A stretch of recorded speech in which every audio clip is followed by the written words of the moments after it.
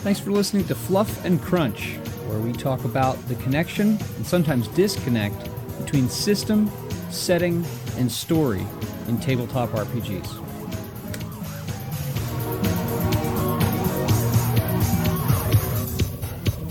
Thanks as always for listening. In today's episode, Chris and I discuss the Gumshoe system, which sits beneath games like Trail of Cthulhu and Night's Black Agents and Time Watch, 3 offerings from Pelgrane Press. Links to those are in the notes. Here we go. Recording. Wait. Yeah, and I'm not muted. How are you? I'm good, thanks. How are you? I'm all right. I have 2 more days, including today,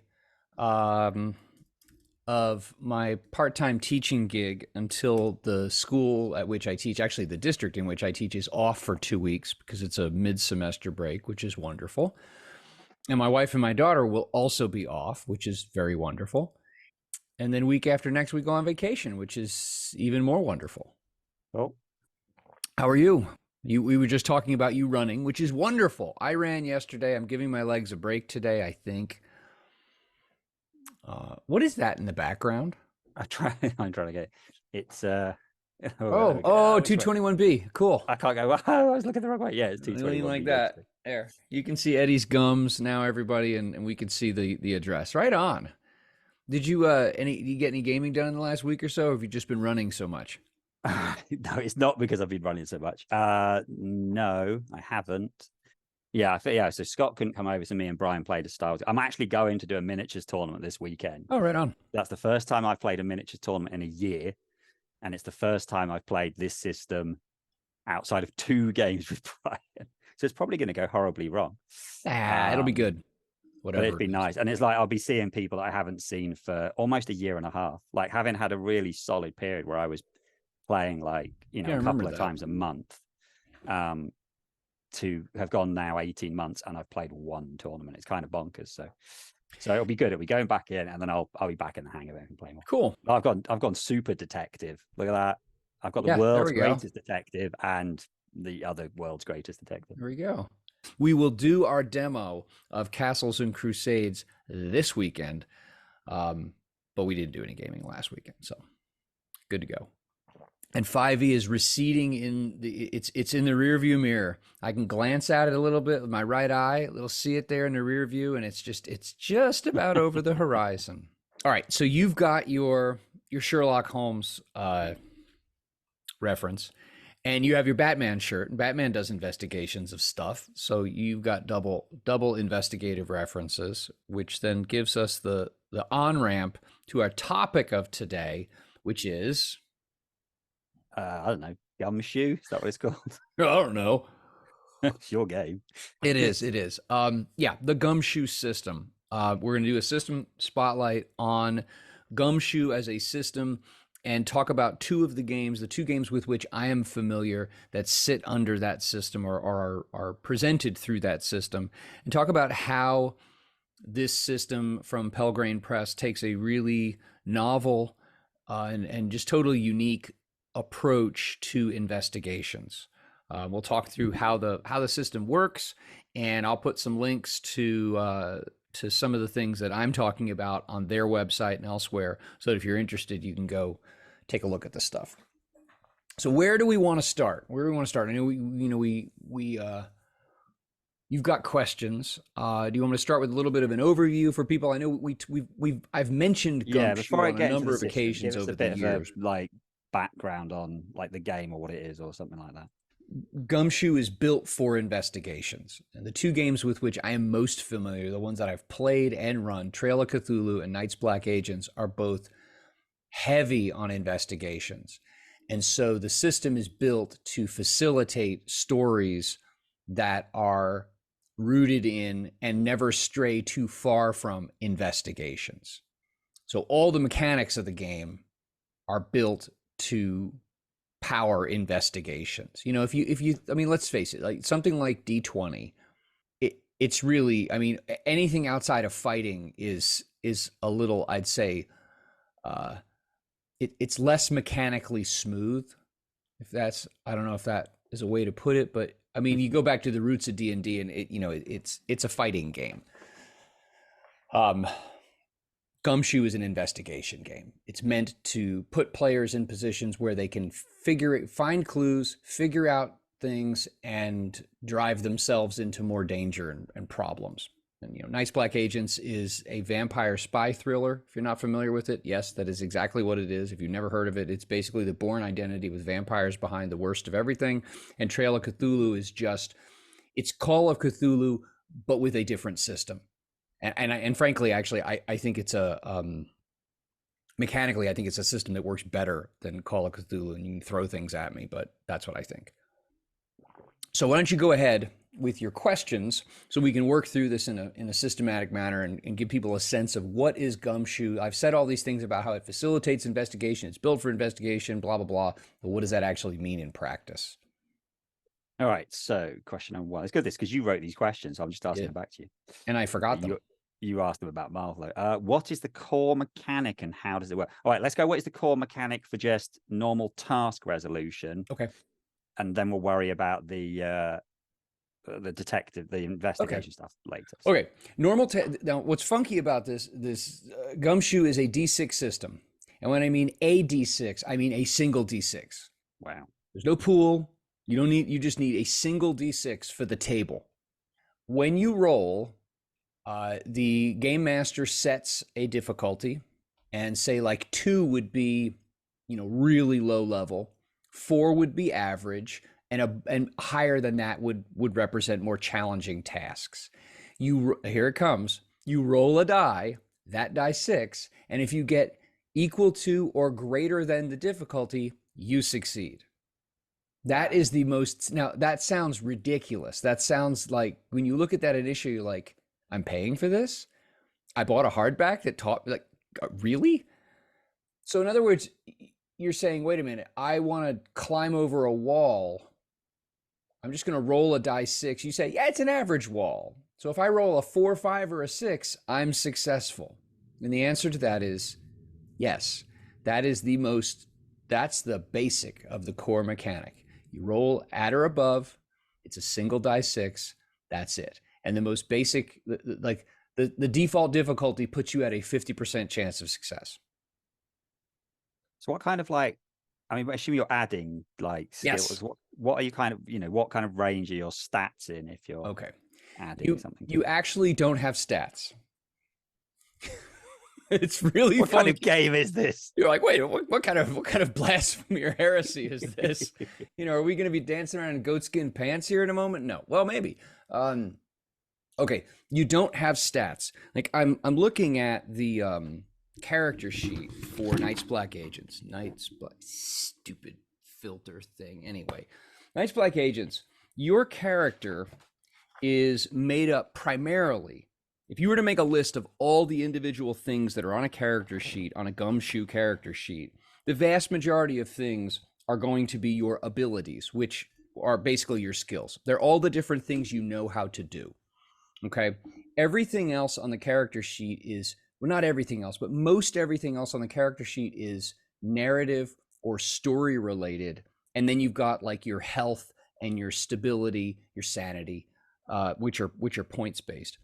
But you have a very long list of abilities, and abilities are divided into 2 categories. There are general abilities, and then there are investigative abilities.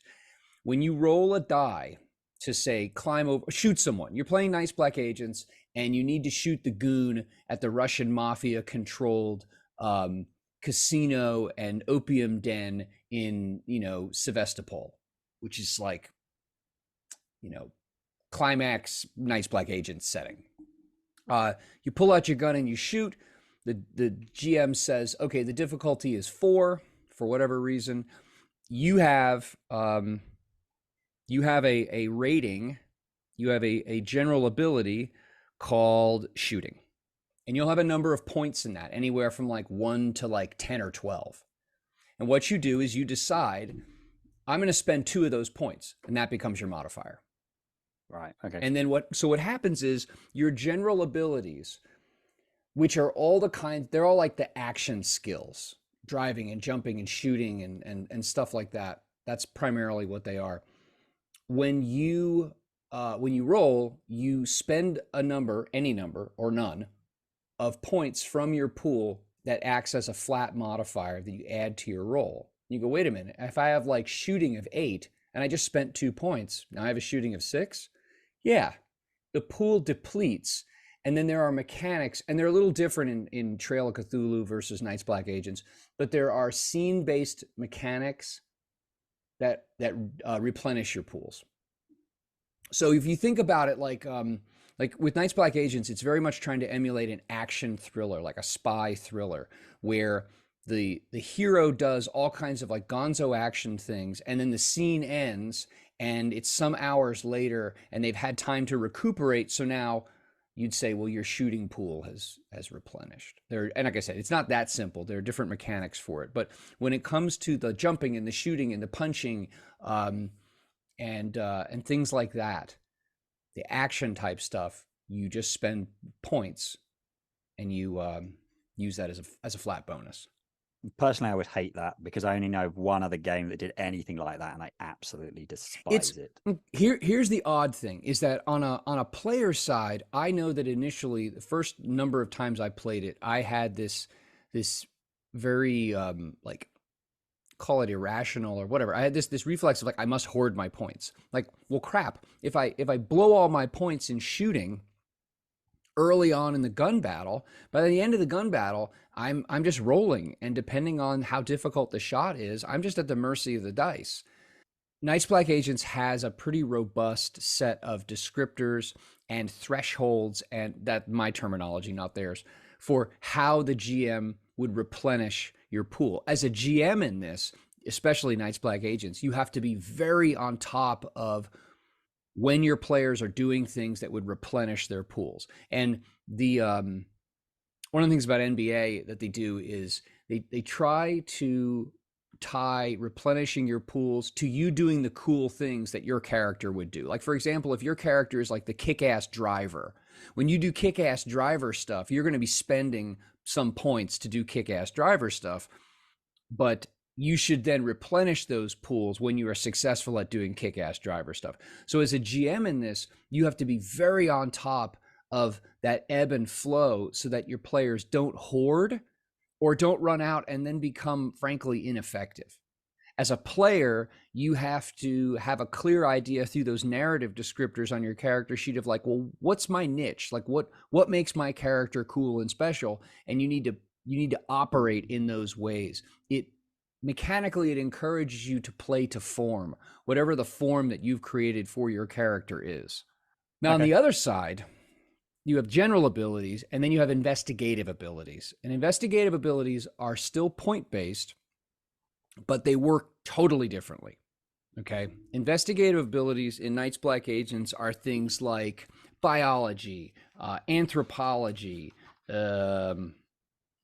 let's see, flattery, high society, chemistry, cryptography, outdoor survival, art history, criminology, history, military science, vampirology, bullshit detector. That's actually well, they and these are, there are 3 categories. There are academic abilities, interpersonal, and technical abilities, and these fall under the general category of investigative abilities.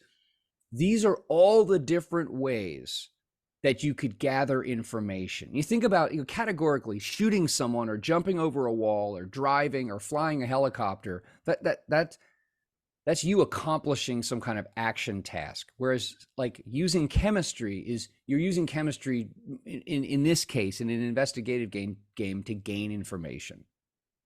And so with Gumshoe, as long as you have 1 point in an investigative ability and you apply it in a situation, you ask the GM questions, you automatically get the answers. And that's one of the, like, the wrap your head around things. There is no role. There is no role associated with investigative ability. So for example, if I have like architecture, my character walks into, the back rooms of that Russian mafia run casino in Sevastopol, and I walk through there and I'm looking for maybe hidden compartments or a hidden room or something like that. I'm going to say to the GM, listen, I'm going to use my knowledge of architecture to determine if there's like a hidden room or a false wall or something like that. If that's the case, the GM is just going to tell me, yeah, there's a false wall over there. There's no role associated with it. The only time you would spend from investigative abilities is if your GM basically dangles something. Hey, if you want to spend an extra point, you'll get even more information.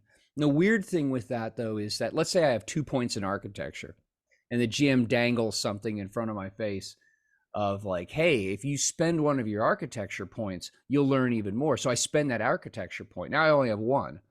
If later on in the adventure he dangles another offer related to architecture in my face, I can spend that other point, but I no longer have points to spend to get the extra stuff, but I can still use that investigative ability at my leisure. It never depletes, which makes sense. It's not like you're going to get Yeah. stupid about biology or something like that. But what I've discovered is that we'll talk about the oddities of the system later, but there's a fundamental difference. You have general abilities, which you spend and you replenish, and then you have investigative abilities that you always get right. You always get. Now that doesn't necessarily mean if you walk into a room and you say I'm going to use biology, well, maybe there's nothing in the room that's helpful about biology. But I will say in Trail of Cthulhu and Night's Black Agents, you have a lot of points for investigative abilities. And in fact, in character generation is supposed to be built off of the assumption of the size of the group. So the number of Right. points that each character gets to spend on investigative abilities is based on how big the group is, which means the smaller the group, the more points you get. So So that's kind of coming into the next question then, which is what do characters look like and how do they interact with the core mechanics? You've kind of already covered this. So we have a bunch of different abilities, which are essentially pools that we can spend out of. But I think it's the only game I've ever heard of where how good your characters are is dependent on how many people there are. Well, but Which the idea is that because first off, this is built for investigations. If you're doing like a pure action game, this is the wrong system. This is all about, and Night's Black Agents puts this well, as there's a whole bunch of information in the book describing like what is the thriller as a literary genre, as a film genre. What makes a thriller story different from just like an action story? You find information which then drags you into danger. You get into danger and you gain in order to gain new information. And it's this constant cyclical movement between gaining information and getting into danger to gain information, which then gets you into danger, back and forth, back and forth. And I really like that idea though of the different players thing, because so in a lot of other systems, what they'll tend to do is the kind of, oh, well, you fight this many bad guys based on how many you've got. Now that's fine when you're in combat. You can balance combat, as it were, and we've had plenty of conversation about balance. But where I think those systems, that every other system gets it wrong, and this is the one system I've ever heard of that gets it right, is that that's great in combat, but when you are out of combat, when you've got like I'm used to this, I have a very small group. What you constantly find is that there is someone missing a skill. Yep. You're doing a cyberpunk or a sci-fi game. Right, you need to be able to hack into such and such. I haven't got hacking. The other ones, well, I don't have hacking either. You need a pilot. Neither of them are pilots. You need someone who, there's always going to be a lack of skills because you've only got 2 players. I mean, one thing that really helped fix that in the Infinity game, your characters have these sort of onboard virtual reality, like basically you have like a built-in Alexa in your head. But though they have stats, so you could give them skills that your characters were lacking to plug that hole, even though there was only 2 of you. So it kind of meant with a certain, like neither of them, like we use your biology example, neither of the players had a biology skill, but one of them had an onboard avatar thing, which did. So, but other than that, most games don't have that. So I really like the idea of, so I really like this idea of, right, well, if you've got less players or more players, that actually affects the stats of your and it's your characters. And the focus there is on the investigative abilities. The idea is that and they're explicit about this, like your group taken as a whole should have points in all of the investigative abilities, or darn near all of them, because nobody knows, players or GM, where the investigation is going to lead and what route it's going to take and what kinds of questions or topics might be relevant or the players think are relevant. And so somebody in the group needs to have biology.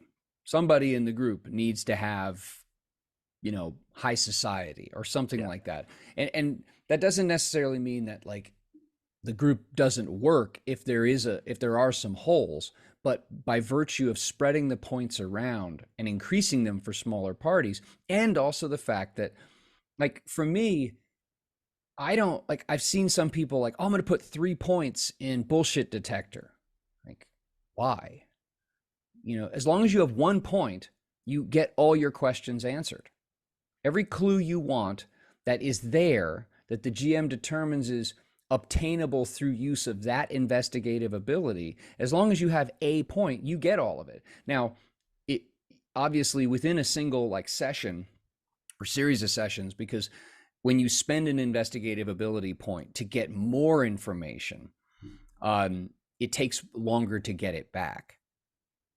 But like putting 3 or 4 points in an investigative ability is pointless.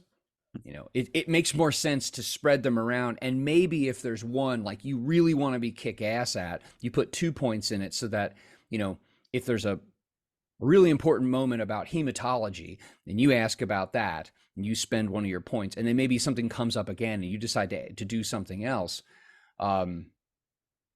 you can have both those, you spend both those points. But then again, the call it the base level of proficiency never goes away, because you're never rolling. You never roll with those. And part of the conceit in both Trail of Cthulhu and Night's Black Agents is that getting clues is far less interesting than what the players do with them.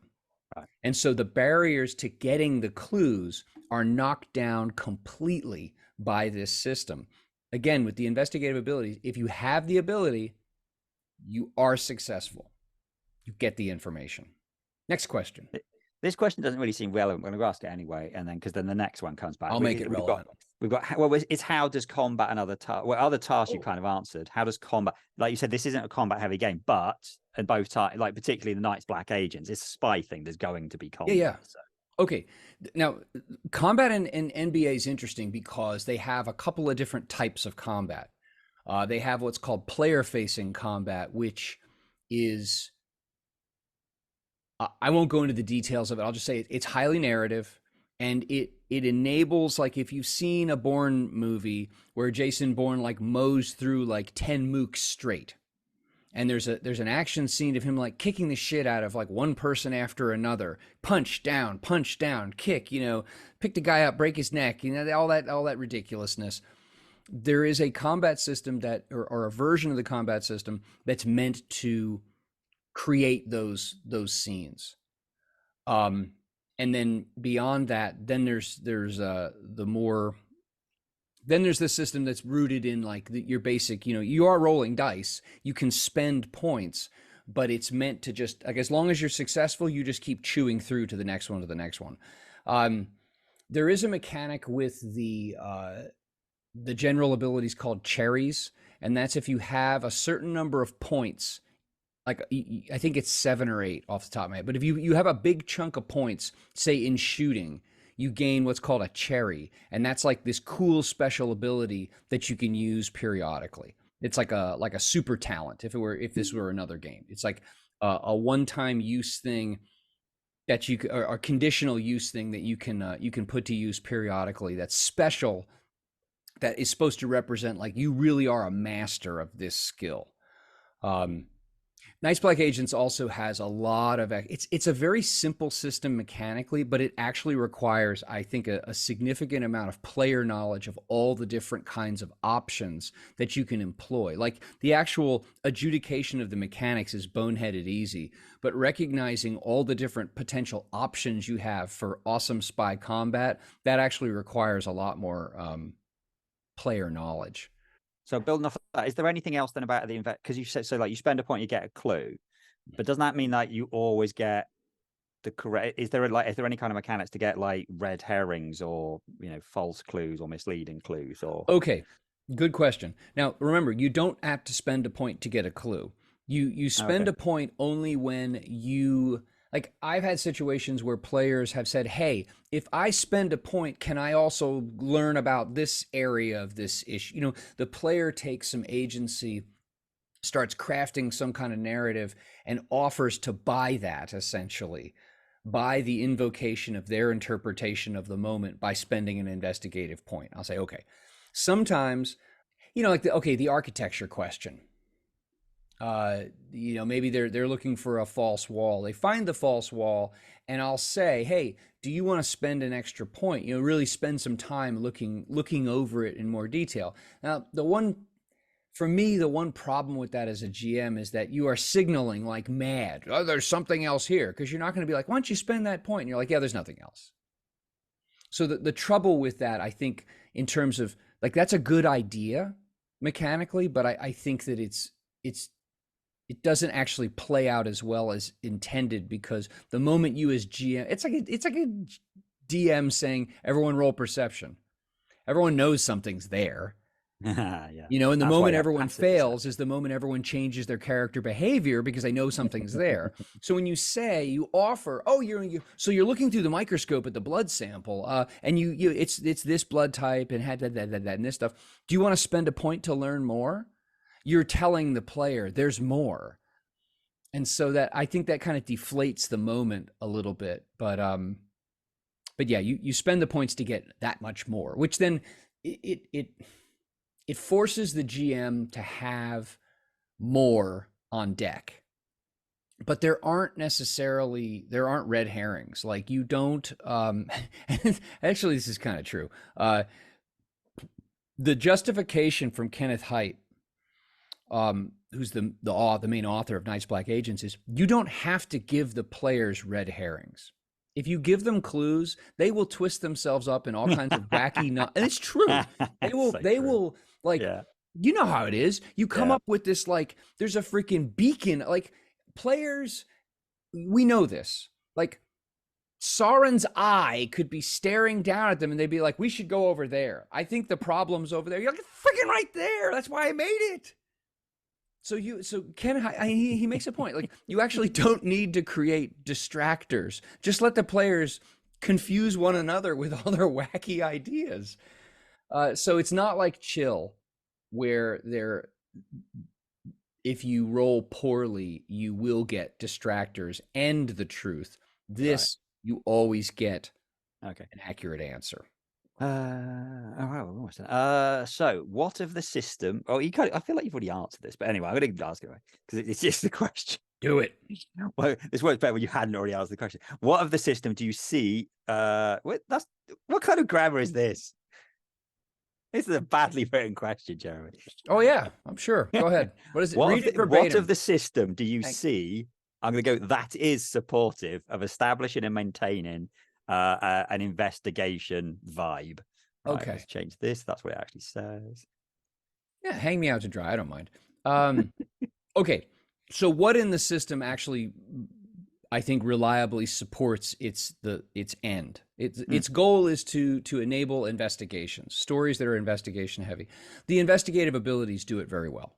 Yeah, they do it very well, at least from the standpoint of there's never, that like dreadful D20 or Pathfinder, you roll gather information, you fail. Oh, you gather no information. All right, I will twiddle my thumb in the tavern until you let me roll to gather information again. Like, that kind of ridiculousness just doesn't happen. And if the conceit that doing something with clues and responding to the implications of the information you find is far more interesting than finding the information. Not that finding the information isn't interesting, but that when the players find out that Dr. Jones is actually the leader of the cult, and he's not the kindly university professor, and he's using his cult powers to, I don't know, convince co-eds to engage in, carnally and morally and spiritually dubious practices or something like that. Like, when you find that out, what you do with that information is far more interesting in and of itself than finding it out. Although in the spy thriller side of things, like, you would probably, ideally, you would find that out by putting yourself in danger. Like maybe you're skulking around the university grounds trying to see what's going on the new moon, and you see Dr. Jones in his like red velvet cloak or something like that. And, you know what I mean? Yeah. And so you have to sneak away, and maybe some of his flunkies on like, the cultists who are on the varsity football team chase you or something like that. So there's danger involved in you having found that out. But then what do you do with that information? Now, when in Ice Black Agents, the divide between like, well, when would you generally use your general abilities versus your investigative abilities? You would generally use your general abilities when you respond to the knowledge. Like, okay, let's go bag Dr. Jones. Let's kidnap him and pump him for information so we can find out like who he's reporting to. And then you're climbing and shooting and punching and stuff like that. It is possible to use investigative abilities during action scenes. Like, you could use your knowledge of chemistry to know that like that vat of stuff over there, if that other vat is dumped in, it will blow up or something. Like, there are those options. They're not completely exclusive for one another. But I think from the standpoint of finding information so that players can tie themselves up in knots to come up with ways to deal with what they've learned, Gumshoe does a really good job. Yeah, your last question. I'm going to change the last question for me. It was, do you think it's a good Marvel game? So I'm going to actually ignore the I Night's don't Black think Agent it's a good Marvel game. Yeah, It's a terrible Marvel game. because Night's Black Not a Agent, I feel Marvel like there isn't another game. There's very few spy games for a start. True. So just by default of not being terrible, it's a good spy game. And you actually technically already answered. Do you think it's a good Cthulhu game? Okay, I do. And the reason why is, well, there's two reasons. There's one that I think is more objective based in analysis, and another one is a little more subjective. I'll just dispense with the more subjective and preference based one myself. I'm really not hip to Call of Cthulhu system. I've never liked that system. I've never liked that flavor of percentile based system. I don't like how the skills work. I just don't like that system. I find it really clunky. So I think it does work really well. Trail of Cthulhu does, and it's a beautiful book, by the way. It very much has that like 1920s, 1930s, or maybe a little bit earlier, the feel. You look through the book, the art, the colors, the font. You pick it up and like you're able to step into that feel, which I like from a book. Night's Black Agents, by the way, does a good job of feeling like a late Cold War relic in terms of its layout and its look. Yeah, I think it works really well for mythos type investigations because you can have the antiquarian and the historian and the the geologist who specializes in tectonic plates and stuff. Like, you can have all these, for lack of a better term, like weirdo eggheads, who have all this academic knowledge, who are then putting it to use, digging through some dusty archive, or they find a hidden room under said dusty archive and they find more creepy dusty stuff in there, and they're using their knowledge, frankly, to get themselves in trouble, because that's what you do in Cthulhu games, like traditional Cthulhu games. And because traditional Cthulhu games are so heavy on the fact finding and that trail of Cthulhu, that trail of facts is like the trail of doom that drags. The characters think they're learning things, they think they're figuring things out, but really what they're doing is probably heading toward their own insanity. And so you have to keep gaining this information, and you keep peeling back the layers. And I think Trail does a really good job of that. And by one thing, I didn't mention that some of these, I had mentioned that there's a category of investigative abilities, interpersonal. So when you go to talk to someone, like let's say you're going to interview somebody, and it's, or you're like a cop and you're interrogating them, those are investigative abilities. So you can get the information you want from a site. You can get it from materials like blood samples or something like that, fish scales. You can get it from books, archives, or you can get it from people. So those main means of information gathering, the investigative abilities all fit well into those.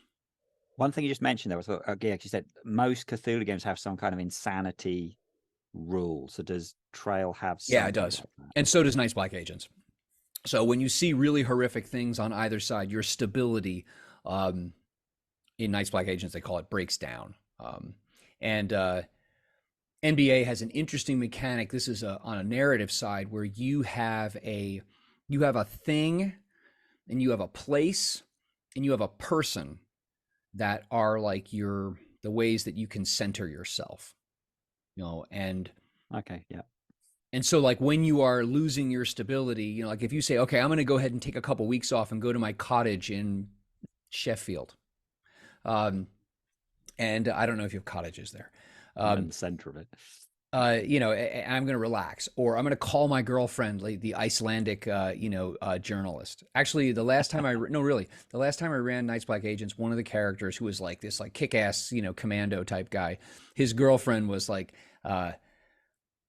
she was from Iceland. We just decided, what the hell, she's from Iceland, and so when he was like wigging out, he would call her, things like that. And they say right there, like, if you really want to hurt your players, if you really want to hurt the characters, like hurt their solace, hurt their, so I had like, he gets an email notice from a delivery at a locker, these lockers, and, like Amazon has like delivery lockers and Yeah. stuff like that. And it was a delivery, and he's like, what the hell is going on? And he went there, and it was like he was girlfriend's hand in a box.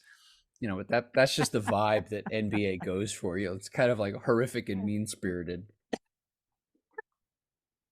Very seven. Maybe that's just me. Yeah. Um, Now, one thing that I'll point out, and this was my however from a moment ago, um, some of the things that I've found, some of the things that I've like rough spots of the system, especially in Night's Black Agents, is that because, especially in interactions, especially in interpersonal interactions, like where a character is interviewing or trying to use subterfuge to get information from someone, like you're at some gala for a museum fundraiser, and you're over talking to like the girlfriend of the mysterious donor who has goggly eyes, not the girlfriend, the mysterious donor. And so you're trying to get some information out of her. In most systems, role play interested players would play out part of that in character, or at least there's the opportunity to. And what I've Yeah. found is with the interpersonal investigative abilities, Right. you just ask, it's all meta. Yeah. It's all meta.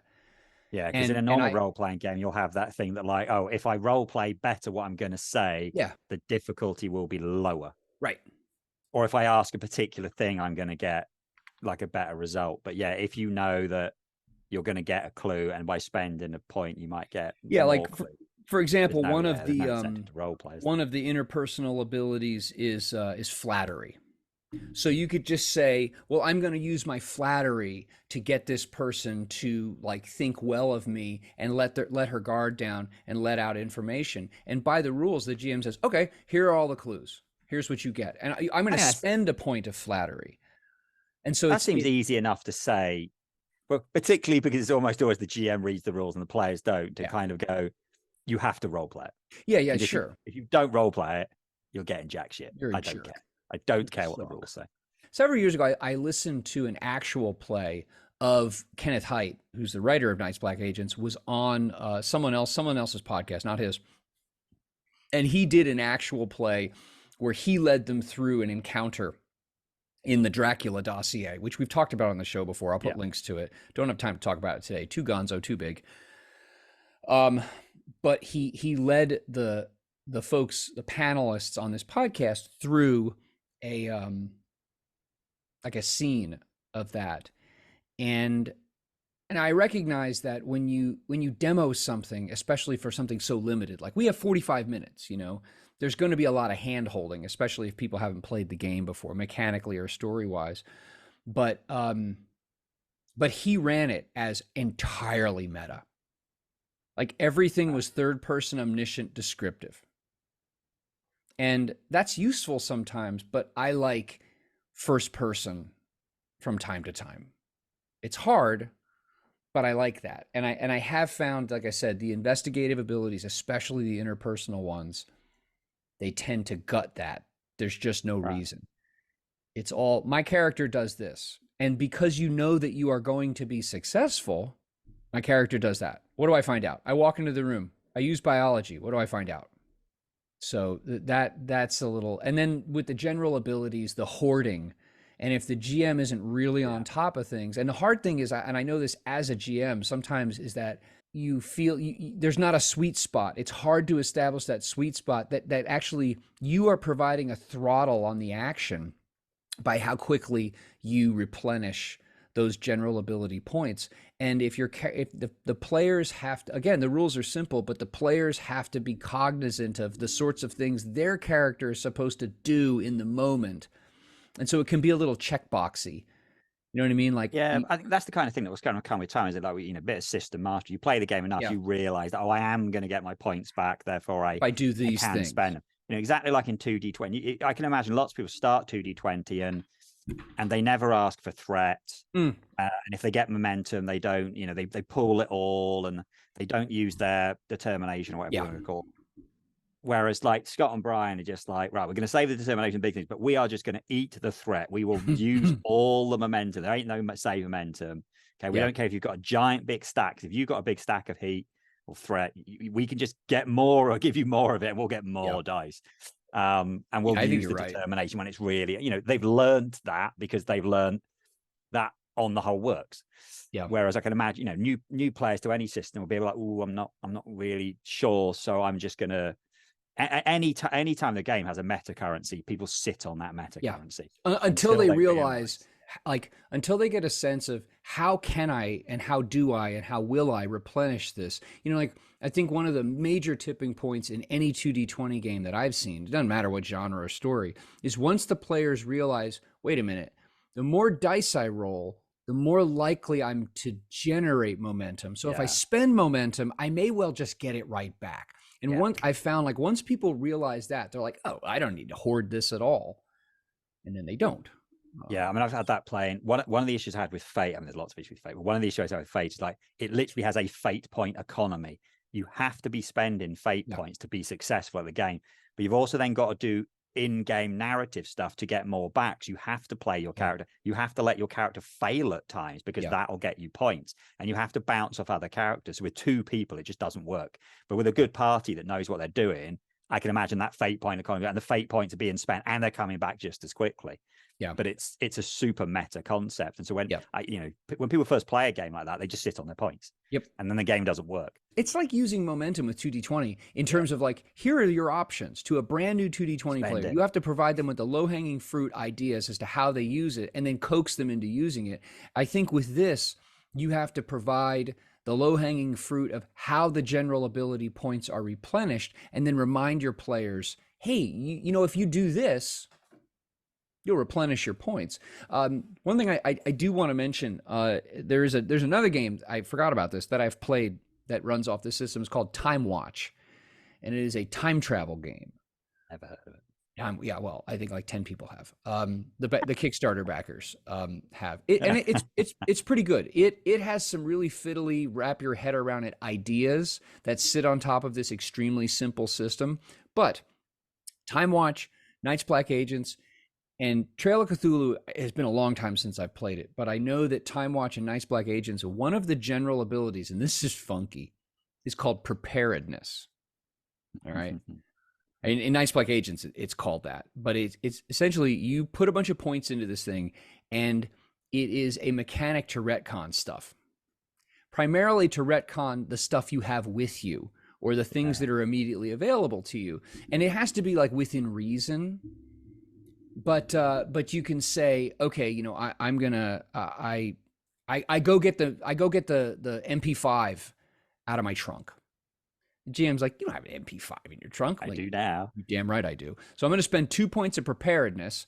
And the GM's like, it's Eastern Europe. Everyone has machine guns in their black cars. So I'm just going to say that's a 3. And now you just spent 2 points, so it's impossible for you to fail. So you go grab your MP5 and you spray down the Russian mobsters.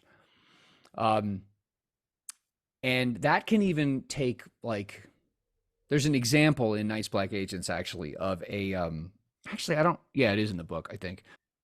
you can put enough points into preparedness that it becomes almost like a god stat that if you use it then you can use it once to basically just like I win. And there's an example in there of a character of a player who put like a ton of points into it and made it like a special ability, so they had like a cherry in it, all this good stuff, this special like super use. And the player established that like the character, she was just always had this like duffel bag. And it like the climax scene of the story, the like the vampire king or whatever was good, was escaping into a helicopter and was going to take off from a rooftop. The character's like, I pull out my rocket launcher, I pull out my RPG, or like Stinger missile, something just utterly ridiculous like that. And it's like, okay, like that's what's in the damn duffel bag. And I'm sure if a flamethrower had been the thing, I'm a friggin' user. I have a flamethrower, it's atom bomb, whatever. But but was then able to use it. And then like if you were to combine that, for example, with if you dumped a whole bunch of points into shooting, you also have a thing in Ice Black Agents called your MOS, which is like an automatic success. Right. So you can just say, oh, my MOS is in that. So I have an automatic success in that. So I pull out yes, I do have a Stinger missile and I can't miss. So the vampire lord and his helicopter go up in a giant explosion, and that's the end of it. Now, that's ridiculous, but that's also spy thriller. Yeah. The silliness that happens on a regular basis in Bourne movies it's silliness. And so I like the idea of using that in a time travel thing. It reminds me of the end of Bill and Ted's Bogus Journey, where they keep sort of fighting with the bad guy again. Oh, well, after this, I'm going to go back and put such and such in there. And okay. And then they catch the bad guy when they kind of go, he's like pulls out a gun and it just says bang. And they're like, but only one of us can actually do it. And so they've done it. Yeah, I love it. It's great. That example, there's all kinds of description in fact, to a certain extent, I think in the writing for Time Watch is a little overwrought. Like someone spent a little too much time thinking deeply about like temporal mechanics. Okay. But actually, years ago, the last time I ran Time Watch was at a game convention, and it was one of these like, go back in time and fix the thing that went wrong to prevent bad things from happening. That's like basically the plot of every single Time Watch adventure. And my players were smart enough that they're like, okay, we're gonna go in, like we're in, I don't know where they were, but their little like hideout, there were some cabinets. They're like, no one open those cabinets.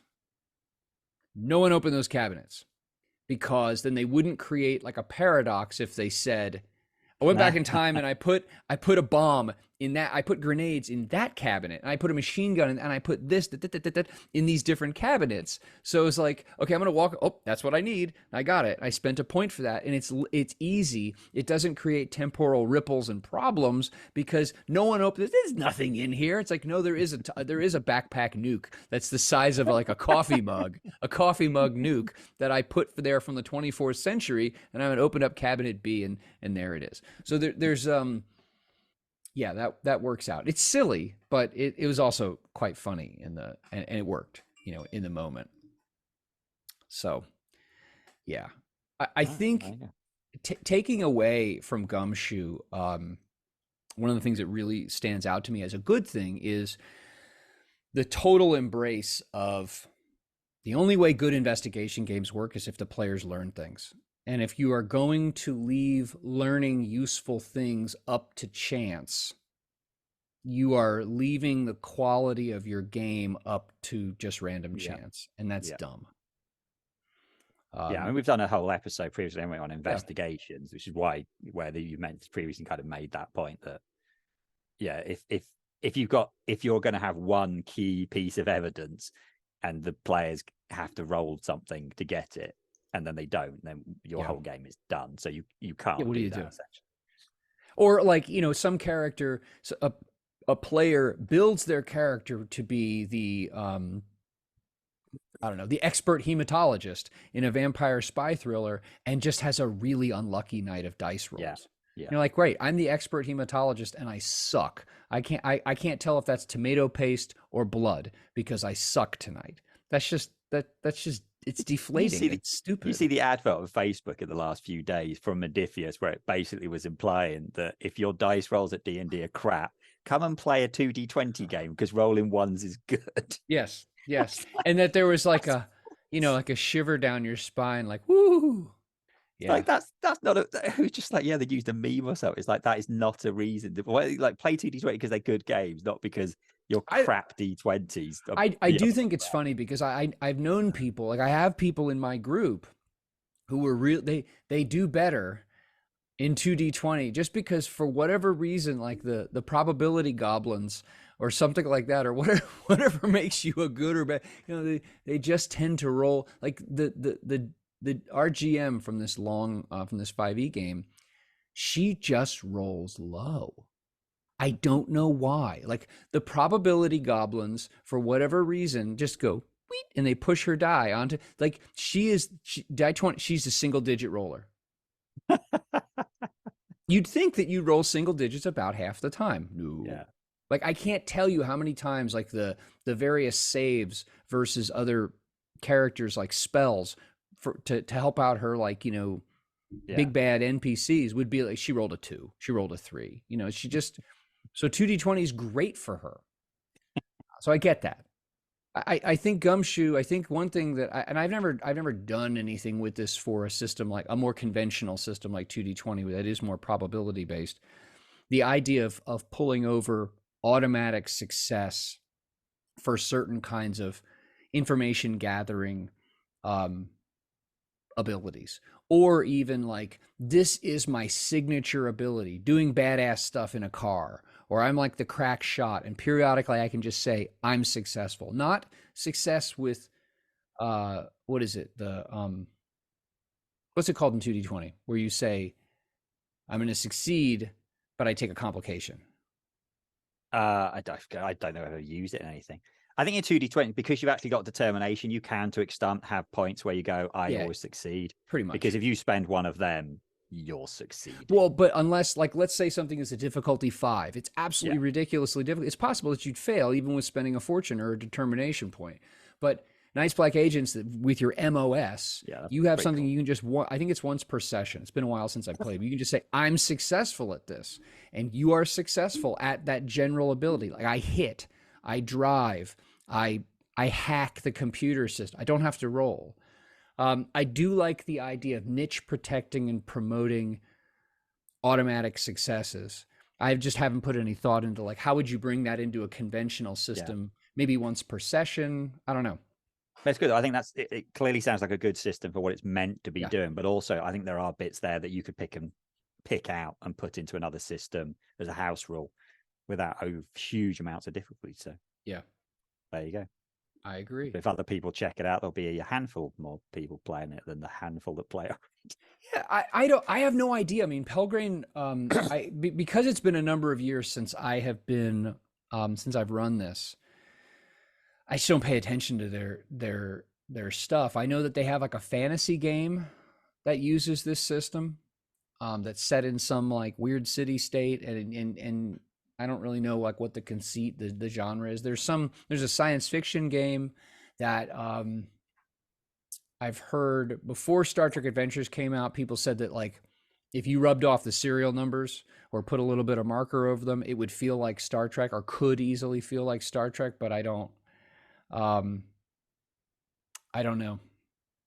I don't remember off the top of my head what other games are powered by it. Well, anyway, there you go. All right, there you go. Check out Gumshoe. Links in the notes to Gumshoe.